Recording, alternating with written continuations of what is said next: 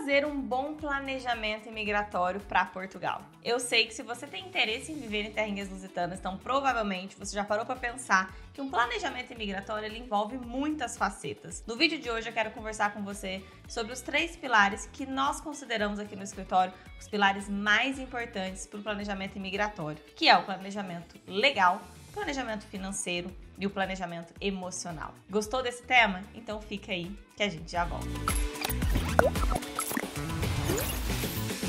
Voltando aí com o tema do vídeo, meu nome é Raquel Andreata, sou advogada, cofundadora do Andreata Bandeira de Sá Advogadas e tenho um enorme prazer em gravar esse vídeo para você para te explicar um pouquinho sobre os 3 principais vieses do planejamento para Portugal. Primeiramente, o planejamento legal eu considero que ele é um dos mais importantes nessa jornada, porque é claro que sem a documentação ideal, você não é um cidadão que tem direitos e deveres em um país. Então, quando a gente pensa em mudar de país, a primeira coisa é a gente estar autorizado a viver naquele país, o que de fato a gente precisa para estar autorizado e ter direitos naquele país. Ter direito a acessar educação, saúde, não só isso, é sim estar legalmente, inserido naquele contexto, legalmente presente, Você não pode simplesmente ir para um país e decidir viver lá só porque você quer. Você tem que passar por um processo de legalização, de autorização. Você tem que estar autorizado a viver lá. Então, um brasileiro, para estar autorizado a viver em Portugal, ele precisa de um visto de residência. Muita gente acha que porque os brasileiros têm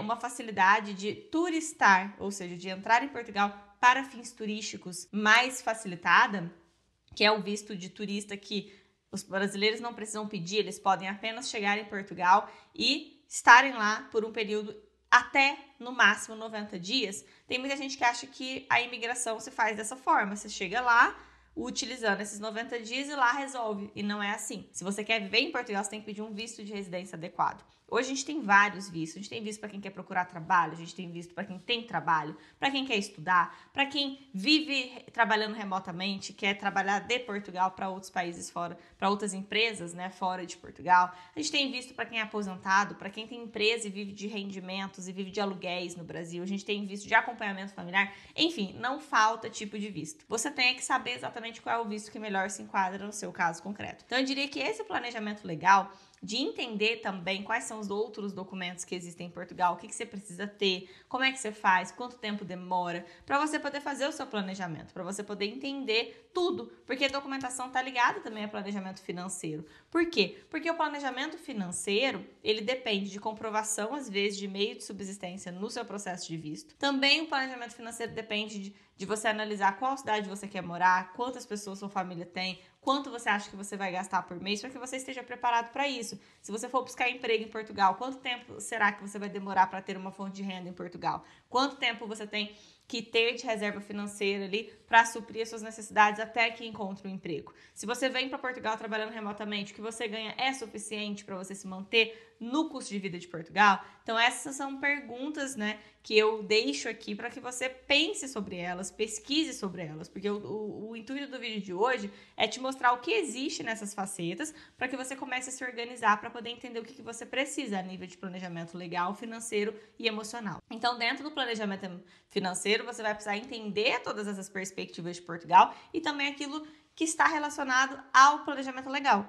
Porque o tipo de visto pode exigir que você tenha, às vezes, uma comprovação financeira que vai exigir de você um planejamento financeiro para adquirir aquele montante e poder fazer e dar seguimento no seu planejamento legal. Então, tudo está meio que interligado, tá? Então, por isso, entender e entender os requisitos de um vai te fazer conseguir trabalhar ali nos requisitos do planejamento financeiro. E muito negligenciado por muitos é o planejamento emocional, porque muita gente nem pensa sobre esse assunto, E eu gosto muito de abordar isso nos vídeos, no meu canal pessoal e no canal aqui do ABBSA também, por uma razão muito clara. Tem muita gente que morre ali, como se fosse nadou e morrer na praia, porque não se preparou emocionalmente para tudo que significa imigrar. Então, imigrar é um ato de coragem, imigrar é um desafio, e é desafio justamente porque vai te tirar da sua zona de conforto e vai te fazer ter que descobrir e aprender coisas que hoje você não sabe. Porque se fosse fácil, não seria desafiador, Então, a gente já sabe que é um desafio, mas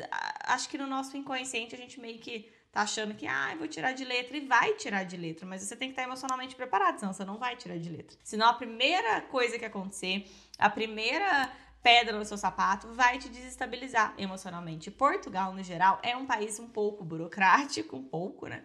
E desorganizado, infelizmente, com relação à burocracia. E isso é frustrante, porque às vezes a gente tá no meio de um processo, às vezes tem brasileiros que chegam aqui, né? Porque o Brasil é horrível para quem tá imigrando, né? Todo mundo que tá saindo do Brasil tem muita coisa negativa para falar sobre o Brasil, mas quando chega aqui em Portugal e descobre algumas coisas ruins, que todo lugar tem coisas boas e ruins, né?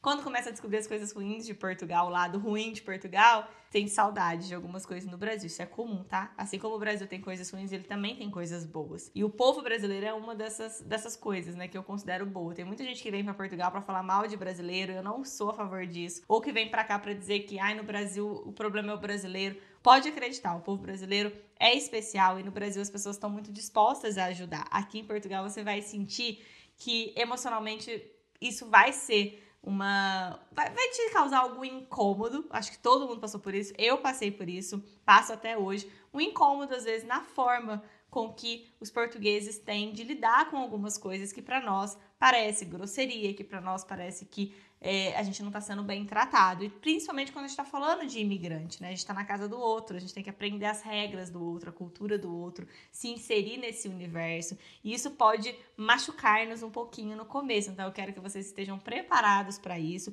para entender que ser imigrante num país, né, ser imigrante de terceiro mundo, infelizmente consideram o nosso país como um país de terceiro mundo, é desafiador para quem está fazendo uma imigração para um país que é mais desenvolvido, é um país europeu, enfim. Então você vai passar por algumas questões nesse sentido e é bom que você esteja preparado, preparada, para que você tire de letra e isso não seja um problema no seu processo imigratório. Então, se você gostou desse vídeo, não esquece do like, não esquece de compartilhar com uma pessoa que você queira e que se planeje e venha para Portugal junto com você. Um abração e a gente se vê em breve.